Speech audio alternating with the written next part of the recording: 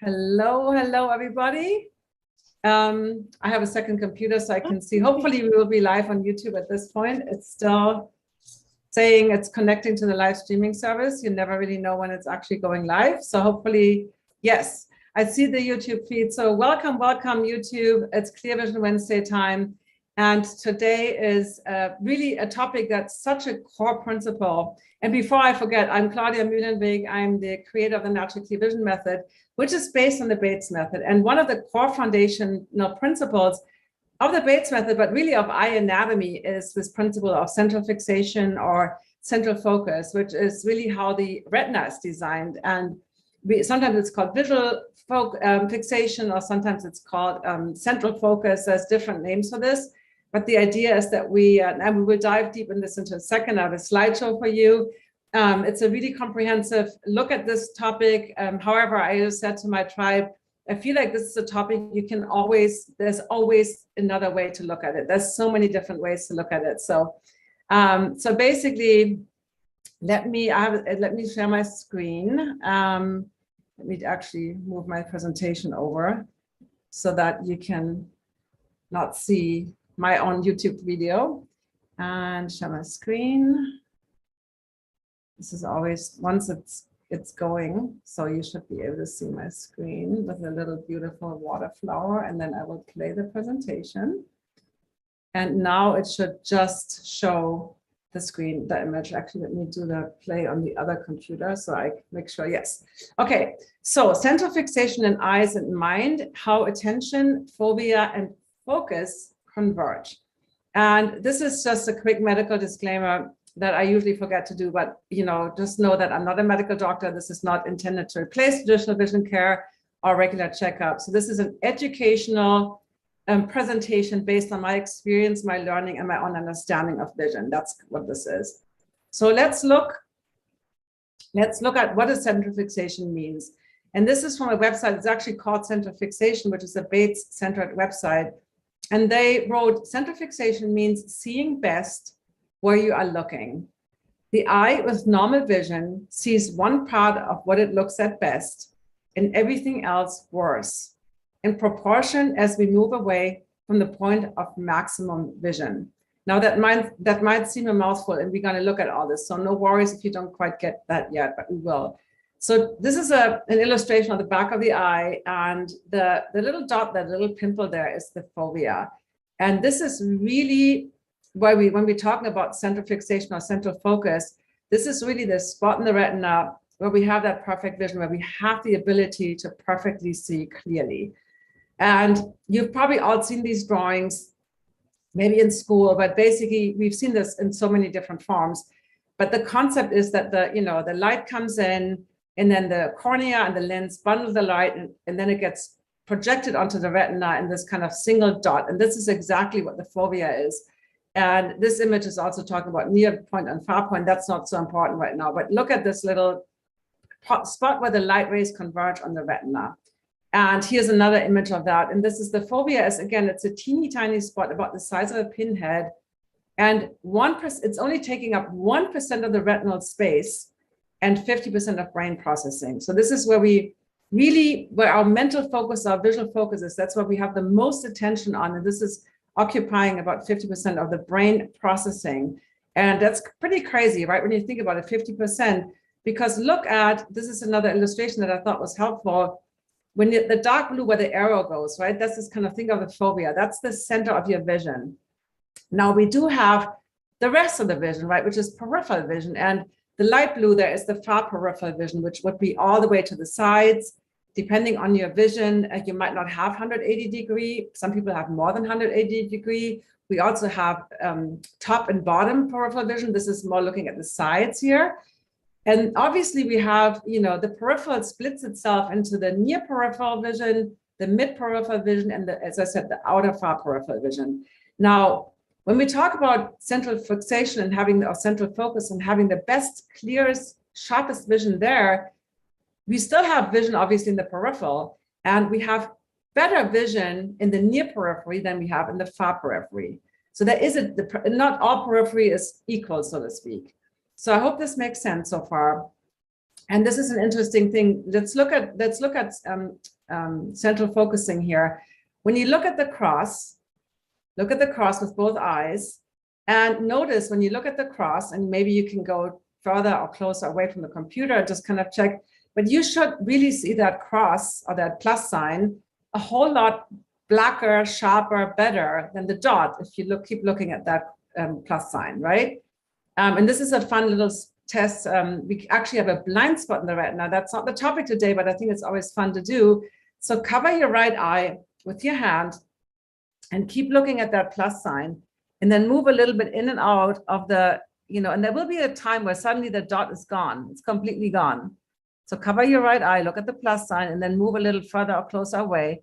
So that is actually our blind spot that we all have. Let me move to the next slide. So this is where the optic disc connects to the retina. We don't have any photoreceptor cells so it's a blind spot. And we don't notice that because we have two seeing eyes. Most of us have two seeing eyes.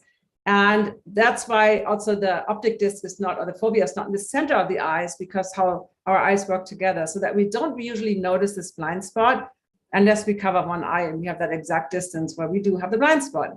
So I always think this is a fun little game, especially with children, to like, oh, I really don't see anything. That dot is suddenly gone. All right, but that's not our topic. So the fovea, again, is this little tiny spot in your retina. And let's look at this picture, for instance. So there's a whole lot of dots, and I made some of them in color. And let's say you're looking at that red one on the left. You focus your attention with both eyes on the red one. Now, you might not even notice the blue one or the green one when you look at the red one. It depends on your distance, obviously, to the picture, but notice that you see the red one pretty good, right? Maybe take your glasses off or put them on, but notice that the red one looks pretty good and the other ones don't look so good. And now move your attention to the blue one. And when you look in the middle, you can probably see that there's a green and a red one on the outer edges. Depends, again, on the distance to the screen and your vision.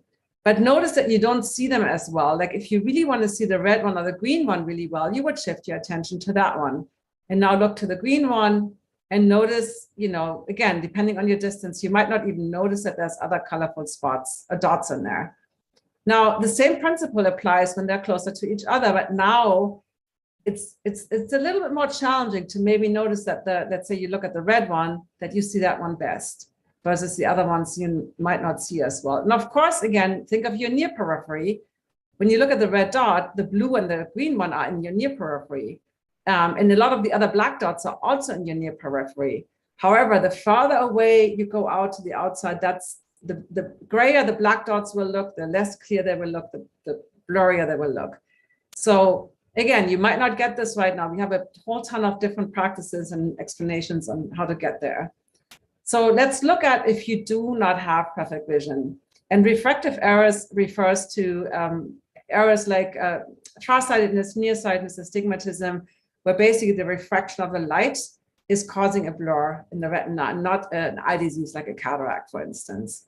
So this is also from this website, Central Fixation. In all cases of refractive errors, this functioning is lost and the eye sees equally well or even better away from the point of fixation, right? Which we will talk a little bit later about, which is called eccentric fixation. So here's an illustration that I found. This is a stock image I bought, and there's something really wrong with this image, because like now that we know about the idea of focusing or central fixation, how small the dot really is of perfect clarity, you will never ever see this whole tree in your fovea. There's absolutely no way to see this whole tree in your fovea. I think this illustration does a great job explaining that the image on the retina is flipped upside down. That's doing a great job, and that the image falls onto the little indentation there on the back of the eye, which is the fovea. But again, even that big tree, right, that whole tree doesn't even fit into that little indentation. So this is like a pretty crappy way I did it without Photoshop, but just kind of like, if you were to look at the top of that little tree, all you would see in your fovea is that clearly would be the top. And of course, I forgot to paint in the rest of the tree, which would be kind of on the above, the top and the bottom on this upside down image, right on the retina. You would see, it's not like you wouldn't see all the other pieces of the Christmas tree or the tree. They would just be softer and maybe not as bright green, but you would obviously see them in your peripheral field. So this is a tray I bought years ago, and I just love this tray because to me, it really also shows really beautifully, like that black dot I put there in the center, that's your foveal vision. And then the red area, like the macular.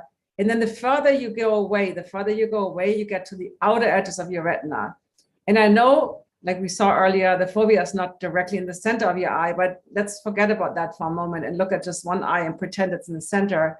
When you look at that black dot in the center, now if I would ask you, like keep looking at the black dot, how many dots do those blue spikes have? How many dots are on each of the blue spikes, right? When you go to the outer edges, because they're all little dots, this whole graphic design is little dots.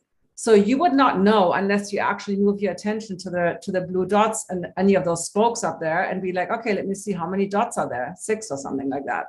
So that's what I mean. Like you have to shift your attention. You can only see this small area clear at once. So this is a practice that is really great for practicing central fixation. At the near point is connect the dots, all the stuff we used to do as kids. So now you see this tree, this is a really easy connect the dots. And on this one, you might feel like, well, I can see all these dots all at the same time. I can kind of maybe see them all at the same time.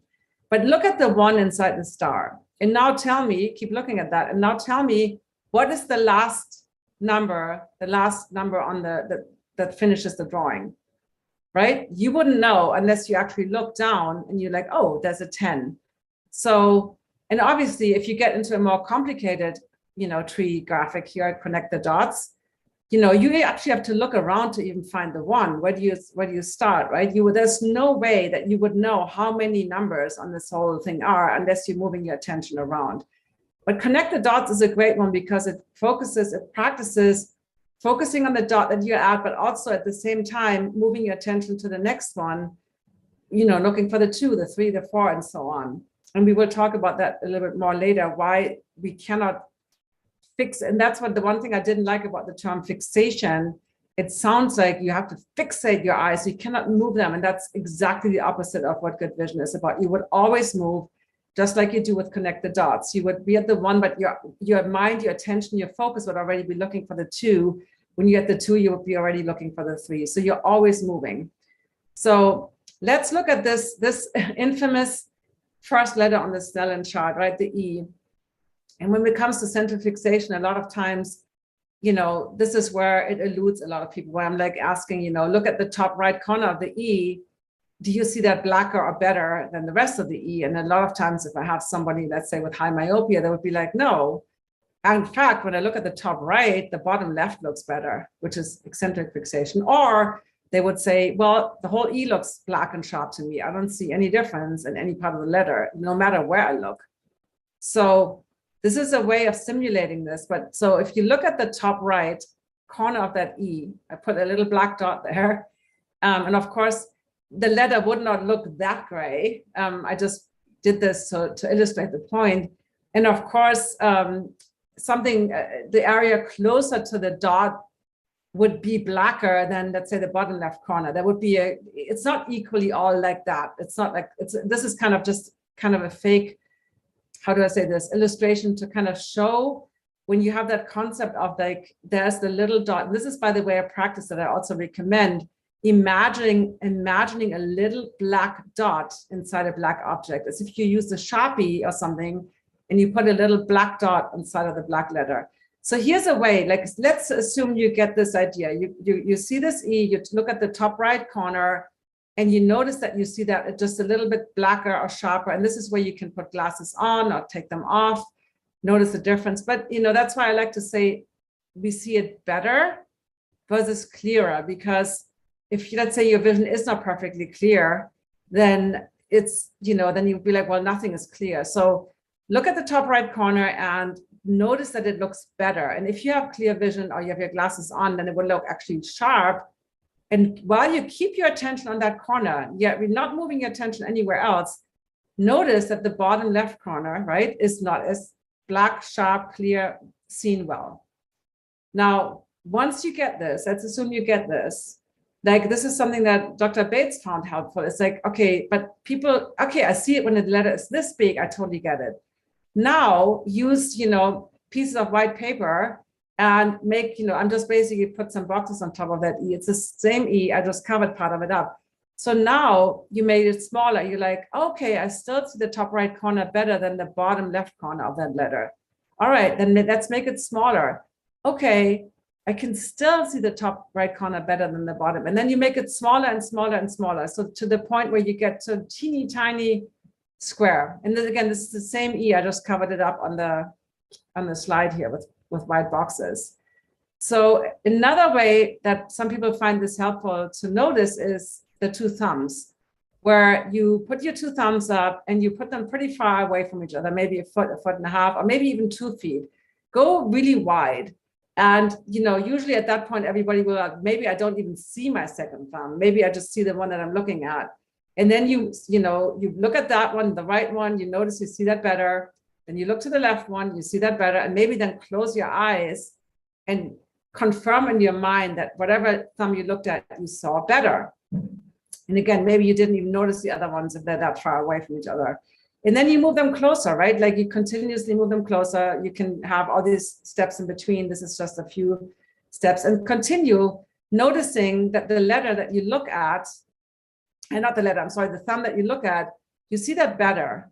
And if you take your glasses off again, it might not be clear, but you see it better than the other one. And then you shift your attention to the left thumb and so on, and continuously confirm that whichever one you look at, you see it better than the other one.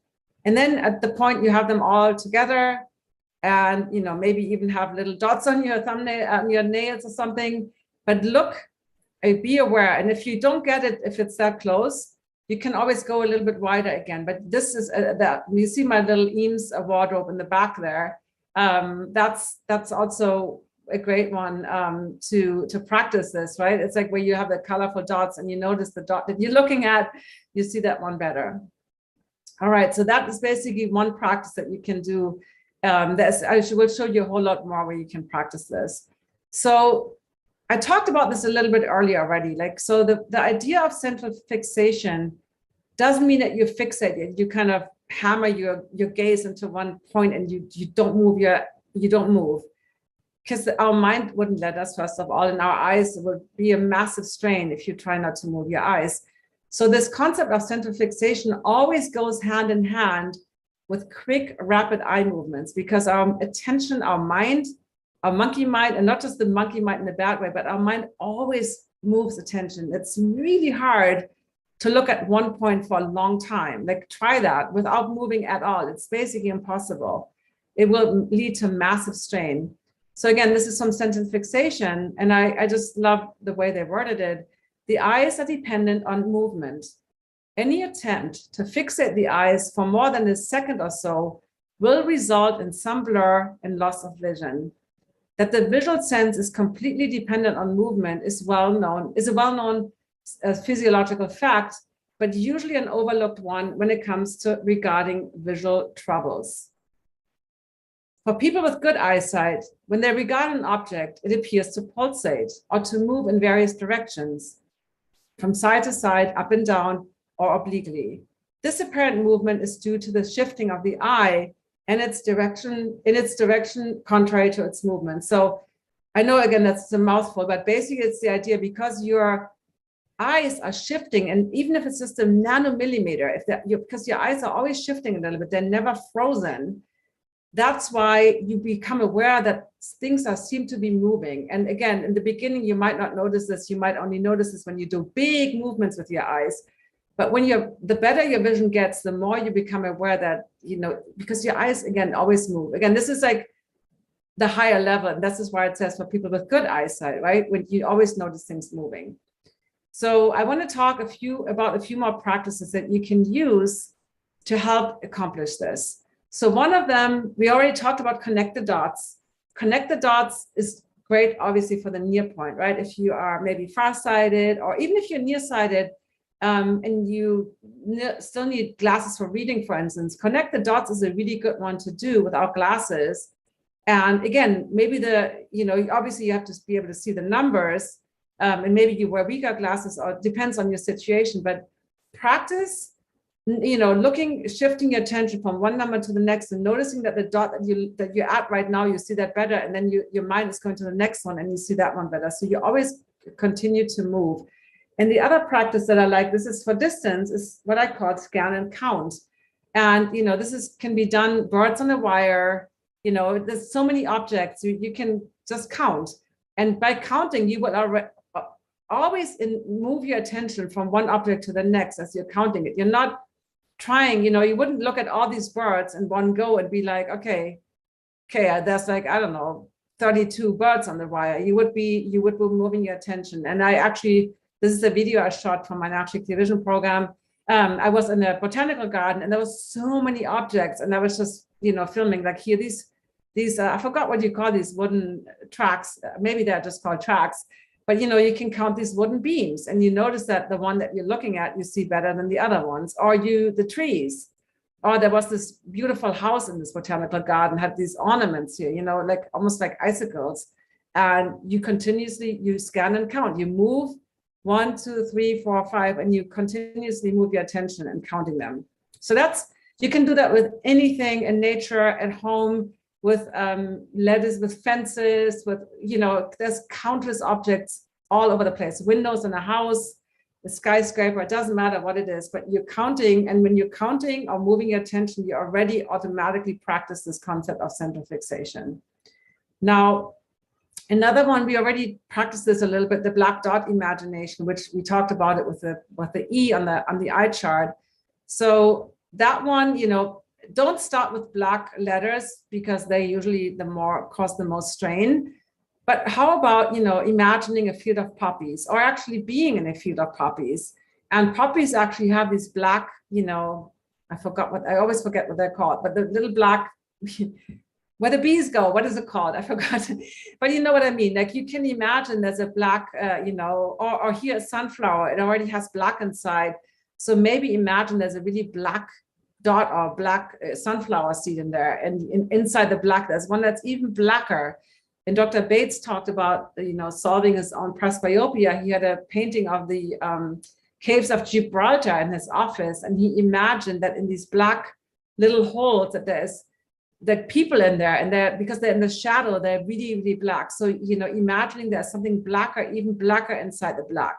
So don't start with eye chart letters if that strains you, but you can use this on any black object or any colorful object for that matter, but black might initially be easier. Or somebody is, wearing a black sweatshirt, and you can imagine there's a black dot right where you're looking at that sweatshirt or that t-shirt, for instance. So this, again, the possibility here is endless. You can practice this with glasses on, without glasses, but always the imagination and the seeing goes hand in hand. Now, another practice, this might, you might have heard of this. Some people, Janet Goodrich calls it sketching. It's the idea of a nose pencil, that you kind of have a pencil on your nose and you are outlining objects, or some people call it edging. And compared to the other one, if you go back here, so this one, sorry, not this one. If we go back to this one here, this one is kind of, you're skipping, you're kind of shifting from point to point, right? The scan and count and connect the dots. You're basically, you're going from one bird to the next, from one wooden beam to the next, from one tree to the next, and so on. With the edging or sketching, you're basically as if you're drawing with a pencil, or you're drawing a line. So this is a good practice to do. Let's say you're nearsighted, with any high contrast things like a sky to the mountain ridge, or a sky to the edge of a tree, or a house or something. Like this is something that I started doing when I first began with the Bates method at how old was I, 17 or 18, and I would do that outlining. Oops, what happened? 1 second, I lost my slideshow. Here we go. It's back. So basically, this is something that really helped me initially. It's kind of that idea of, outlining, but you don't want to have a frozen neck or something, but you have the idea of moving or outlining any kind of edges. It could be also like, this is a cool thing that my sister took a picture of years and years ago. They had this exhibit in Chicago, this big eyeball, right? So you could kind of practice edging by imagining you're drawing an outline like a circle around this, the pupil, the iris here, or you know, the buildings in the background, as if you're drawing like, you know, lines between those. There is already lines, but it's if you're kind of enforcing those lines on the buildings. So there's tons of ways to practice edging, and you know, that again, that's just like a smooth drawing. It's not the shifting where you scan and count and you move from spot to spot. So let's talk a little bit more about kind of the key, probably the single most important eye movement that is connected to central fixation. We have 4 different types of eye movements. The smooth pursuit is more like, you know, like maybe the sketching, or when you follow a bird flying through the sky or plane in the sky. Vergence is when your 2 eyes move together to focus on an object.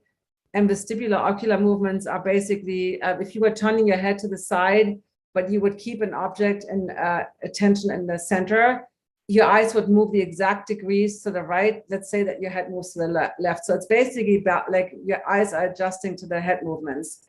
But look, the ones that we're interested in here are the saccadic eye movements. So saccadic eye movements are these rapid jumps or vibrations. Think of the heartbeat of the eyes, except that we want them to be very, very fast and not slow. We want the heart rate to be more slow. So this is what I mean. It's like these involuntary, they're basically happening automatically. They're very, very quick little movements. And when your vision is poor, you might have very slow saccadic eye movements because you're used to staring. And so this is a really important practice, that like blinking or breathing, that we do automatically, yet you can also kind of train it and improve it with practices. And if you are, you know, if you've already done working with the Bates method or with a vision improvement teacher, you might have heard of something called the swing. And I have a video here. Let's see if this is playing. Yeah, so this is basically me doing the long swing, and I'm showing here, this is an older video actually, but you can see how my eyes make these tiny little jumps here as I'm moving. So they're as if they're scanning, they're basically scanning the environment. So as I'm going here, I'm going to the right, it seems that the room is going to the left, and my eyes are just, they're not trying to fixate on anything here. You're just letting your eyes move as you're moving your attention around. So your eyes are not trying to look at each object individually, but they're kind of, yeah, doing these little shifts, so to speak, these little saccadic eye movements. So that's what it should look like when you do the swing, the long swing or the head swing. You will see these tiny, tiny little jumps. And basically, in a healthy eye, they are 190 milliseconds. And here's the interesting part. You only see in that moment that they pause. So it's like pause, and then they jump, and then during that little jump, you don't see anything, it's blurry. And then they pause, and it's almost like, what should I compare this to? So during the time they land, you see in this split millisecond, and then they jump again, and then you see, and you jump. And so you can imagine, like, think of I'm not somebody who sews, but if you have a sewing machine, right? The faster the needle goes, like the faster. So the faster your saccadic eye movements, the more moments of clarity you have. If they're really slow, you know, and imagine then the jump in between is all blurry, then of course your vision will be blurrier. So that's why we want them to be super fast. And like I just demonstrated, the swing, there's a head swing where you just move your head side to side, or the long swing where you're moving your whole body. Either of these practices are really helpful. We're demonstrating the long swing here. So the long swing is where you move your whole torso. You have to pivot on one foot in order to do that. And you want to make sure that you're not, you're letting your eyes kind of flow around with your nose. And this can be tricky in the beginning. I found it really challenging initially because my eyes wanted to kind of jump ahead. And here you see this again. I actually didn't look at these videos ahead of time, but I filmed myself again. And I even noticed that sometimes I need a few rounds of swinging before my eyes relax and make those little movements. And it's also depending on your environment. If you have, I always say, if you're in a white room and there's only an eye chart on the wall and nothing else, your eyes will not make these movements. They will probably make big jumps, look to the chart, and then stop, because your brain is interested in things, and the white wall doesn't seem to be interesting. So I'm not going to show this whole video, but basically you want to You want to alternate open eyes and closed eyes. And for most people, noticing that feeling of oppositional movement is easier to notice with closed eyes initially versus with eyes open. And then here I'm doing it with one eye at a time. So I'm not going to go through the whole practice here. But one thing that is really helpful for a lot of people is a field divider or a nose card. And what this device does, you don't see the other color here. The other color on this card is pink. And when you look in the distance, the colors are flipped because our binocular vision crosses over in the brain, our nasal vision, basically. So when I look straight ahead, I would see pink on the left, green on the right, and there's a little gap in between.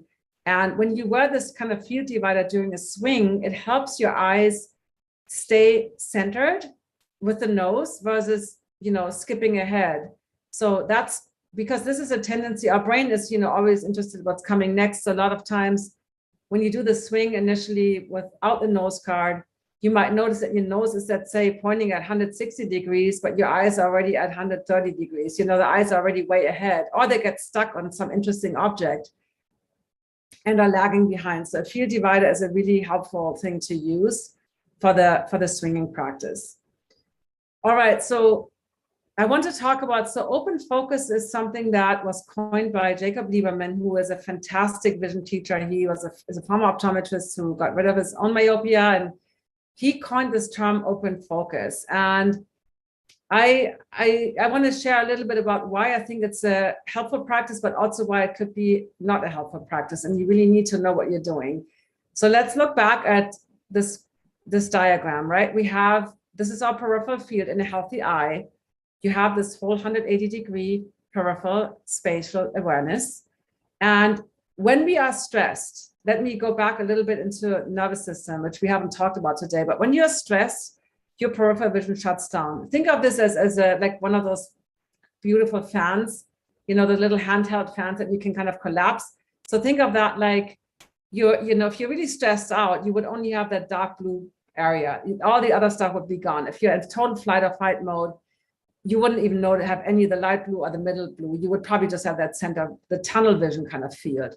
So the more we are relaxed, the more we have this whole peripheral field. And good vision is always a combination of the 50% foveal focus, clarity, central fixation, attention, and the rest is the peripheral field.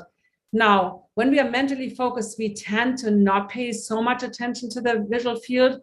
We might be aware of it, but unless there's some sudden movement happening or something else that startles us, we usually wouldn't really be as consciously aware of the peripheral field. Even if we are relaxed, we're focusing on work, we're not in any danger, but we might not have that we might have that field, but we might not be aware of it or pay attention to it because, again, we're focused on something, let's say on the computer ahead of us. But when we are relaxed, we have the awareness of that whole field. And unless you're intensely focused on something mentally with, like, say, work, let's say you're going on a hike, you would have that whole 180-degree field of awareness, but you also have the center of vision. You have, let's say you're looking at a tree and you're aware of all the other trees around it. Let's say you're in the forest, you have the combination of that tree that you're looking at, you see that better, but you still see all the other trees around you. Hope that makes sense. Now, open focus is this idea that you are relaxing into a panoramic field of awareness with no point of focus or mental attraction or attention, while your gaze is freely moving. So you're not staring, you're not trying to see everything, but it's basically this kind of, like in yoga, you might be talking about a drishti. It's kind of this soft gaze, the soft, attention to your whole IMAX panoramic visual field, and you're still moving your attention. You're not looking just at one spot. You're moving your attention around, but you don't focus on anything in particular. So this requires the mind and the eyes to defocus, because if you don't do this right, you will actually create this eccentric fixation, this massive amount of strain. And that's why I don't recommend anybody that cannot do central fixation to do this. However, I also say, hey, maybe this works for you. Maybe this is a way where you can kind of finally be, feel the difference between focusing on something and being in this kind of open focus awareness of the whole world around you without any particular interest or focus in any object. And in the forest might be a good object because maybe all the trees look the same. So it's not like you're on a scavenger hunt and you need to find arrows on the trees. In that case, you would definitely do more the scan and looking around and shifting. But let's say you're in a forest and you just want to kind of experience this whole open visual field. It might be nice laying on the ground in the forest and just seeing the tree tips against the sky. But again, you're moving your attention, but you're not, the mental focus and the mental interest in the visual focus are connected. So the key here is that you would not be particularly interested in anything, and you're not making any effort to see anything particularly well. I hope this makes sense. So this can be a really helpful practice, but if you have this habit of doing this as a staring practice where you just try to see the whole forest, basically sharp, then that's creating that strain and effort and blur, obviously. So to me, when we think about connect the dots, right? So open focus is more like painting with watercolors. It's this kind of big brush, these kind of soft, faint lines that you might be drawing with your mental attention or your visual attention. So that's kind of maybe a way to compare open focus to central focus or, seeing. And here's again, the example of a forest. So you can have this open focus and be aware of that whole forest around you, maybe even behind you when you're standing in the middle of it, not just seeing a picture, but you're not looking at one tree in particular. You have this kind of soft attention. So I hope that makes sense. This is very different. The open focus is very different from eccentric fixation. So eccentric fixation is when you're trying to take in this large area clearly all at once, right? When we try to see all these trees sharp, perfectly sharp at the same time, which leads to seeing, with eccentric fixation, what actually happens is that you got so used to this straining and staring habit that you're seeing a tree better when you're not looking at it. But you cannot see it clearly because our retinal cells outside of the fovea actually don't ever give us clear vision. So eccentric fixation is here. Let's look at this example. Eccentric fixation would be if you're looking at that plus sign again, but now you would see the dot better or blacker and sharper than the plus sign. That's an extreme example of eccentric fixation. So you're using parts of the retina that are not designed to ever give you clear vision. So, and if you see the black dot sharper, then move it further out and make it really, really hard so that you actually feel this huge strain in your eyes, trying to see the dot better while you're looking at the cross. And when you get this, you can move them again closer, closer, closer, closer until you get this idea that, you look at the top of the plus sign, that you're already noticing that the bottom of the plus sign or the left and the right side are not as sharp or clear or black.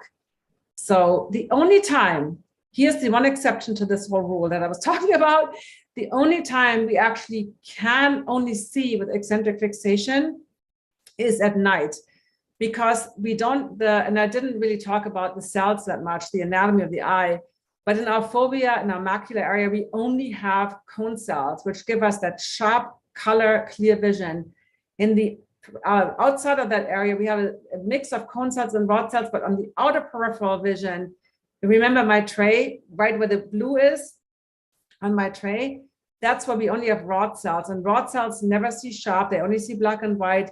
But at night, the only cells that are working are the rod cells. And that's why at night, pilots know that fly at night is when you look at a star at night, you actually see it better by looking at a star next to it. So again, because the rod cells don't have, we don't have them in the fovea, we don't have any rod cells in the central visual field.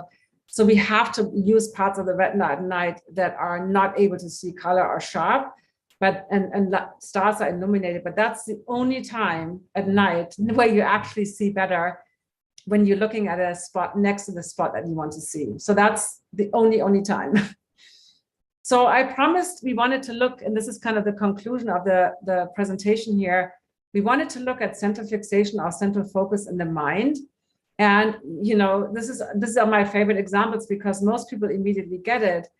We can only, when we look at the idea of multitasking or doing several things at once, where we intently focus on two things at once, and I don't have a slide for this one, but if you have ever talked to somebody on the phone and you ask them, hey, you want to meet up next Thursday? And they're like, hold on. Oh, sorry. Yes. I'm like, no, what did you say? And you know they were texting or writing an email at the same time, because you cannot do two things. You cannot listen to somebody talking and writing at the same time. It's the same parts of the brain. You have to switch back and forth, and that's what happens. You're missing part of the conversation, or you're typing, you know, when you talk to somebody, you're typing what they said instead of what you wanted to type, right? You've probably all have done that. So this is the famous Rubens vase. So you've all know this one. So you can see a white vase, or you can see two silhouettes of people looking at each other. So you can go really quickly back and forth. You can go like nanoseconds back and forth, but you can't really see it at the same time. When you see the vase, you see the vase popping in the foreground, black is the background. When you see the two faces, white is the background and the black is the foreground. So you can go super, super fast, back and forth. Oh, this is actually my favorite example is this picture, and where it's the old woman and the young woman. And you can see the young woman, and maybe you don't know this one, but if you don't know that one, then you know, you give it a little bit of time. But you can see the young woman, and then you can see the old woman, and you can go really quickly back and forth. But your attention will not be able to look at the young woman and then see the old woman at the same time. Again, I'm talking about lightning speed fast that you can switch back and forth. But if you try to see them clearly, sharply in your mind at the same time, there's a strain. All right, I'm at the end of the presentation, and I'm going to stop my screen share. All right, let me look at the YouTube and see if there's any questions about this. Oh, there's a whole lot. Okay, wow. And also Clear Vision Club tribe is with me here on Zoom. So I don't have a guest today, so I will have to kind of read or look at the questions at the same time. Let's see. Why is eccentric fixation recognized only for amblyopia and not for people with refractive errors? I'm not sure what you mean by that. It is totally recognized, because that's what people with myopia usually do. They have eccentric fixation. Why do ophthalmologists not bother to educate people regarding properties of, well, I cannot answer that question. I'm asking that myself. Because I guess they're not coaches or teachers, they're eye doctors, so they don't feel like, it's not like your regular physician is usually educating you on blood pressure or something like that. I mean, they're not going to take you through a course. Can we use techniques like edging, counting, analytical observation to enhance? Yes, that's the whole point of what I was presenting today. I gave you different ways of practicing this, from the scanning, and you don't have to always count, but the idea counting helps, because even with, you know, we do this, right? When we count, we're like 1, 2, 3, 4, right? That is already the idea of central focus, that wherever you're looking at, that's the point. But you're shifting, you're moving dum, bum, bum. But this edging is like you're drawing a smooth line, you're outlining something. Swinging is making these little brush stroke like saccadic eye movements. So there are all different ways to practice central focus. In the swinging, you're mostly practicing the movement, the saccadic eye movements, because you're not like looking at each thing, you're just kind of brushing by. So that's more the improvement of the saccadic eye movements. But the scanning and counting, the edging, connect the dots, those are all practices really helping you. Or imagine the black dot or black spot inside of objects, and initially maybe just inside of black objects, but inside all kinds of objects. That really helps you with the idea of seeing clearly or practicing the central focusing. Lana says, I have little stickers which I can put on my nails. Yeah, exactly. So you have a pen somewhere. I don't know where it is. Of course, I lost it right now, but you know, I have like this pencil with a little type on it. So yeah, you can whatever you want to use. The whole world is a visual playground. That's what I always say. Like, you don't need vision tools, really. You don't, I mean, of course they're helpful, but don't get so caught up in using, I have to use this exact thing, the shifter or whatever. You can use your body parts, you can use anything in nature, anything around you in your house to practice any of these things. Yeah, exactly, the connect the dot books. I have a bunch of them. You know, usually you can get those for cheap, and you can also download them. The pictures I showed were from some websites for kids. Yeah, exactly. Vergence doing the sausage exercise. Okay. What can you do if you can't even imagine the black dot at first? Okay, Rose is asking that, M. Rose. What can you do if you can't even imagine the black dot? So the question is, can you actually draw a black dot on a piece of paper, just like a little Sharpie, you know, here? Do I have of course, I don't have a piece of white paper here. I just have a receipt, some invoice. Well, you know, you can always draw a little black dot, right? And then close your eyes, and then can you remember it? So you start with a memory of it, and then you can imagine it. So do baby steps. A lot of the stuff took me forever to do. So don't worry. But the key thing here is to understand the principle of this first, the concept that, you know, here's my tray. The concept that, you know, when you look here, that you do not know, you cannot see this. In order to see this, again, this is extremely far away from each other, but even this light, you know, whatever, rosé color here, you don't see as well as the black dot. So you start with things that are further away, and then you get closer and closer and closer. And then you get to the point where you have small print. And let me see what I have here. Then you get to this point where you have small print. And, you know, you notice when you look at a letter here, that letter looks better than the next one. This is not how you start usually. I didn't start that way. And sometimes it helps using glasses so that you have the object that you're looking at really clear. And other times it helps to do this with the naked eye. How big should the card divider be? Well, I usually, again, it doesn't matter. It works in all sizes. Usually I do like roughly around the business card size, but I also had clients where I had to do a whole letter size, a big, huge nose card that you have to almost hold up for them to get the concept. So, but usually mine are about the size of a business card for the field divider. She was asking about that. I tried to imagine a pink elephant, but still nothing. Don't get caught up on one thing. Use something else. Like if the black dot doesn't work, use something else. Use whatever is easy for you to remember, and then you start going from there.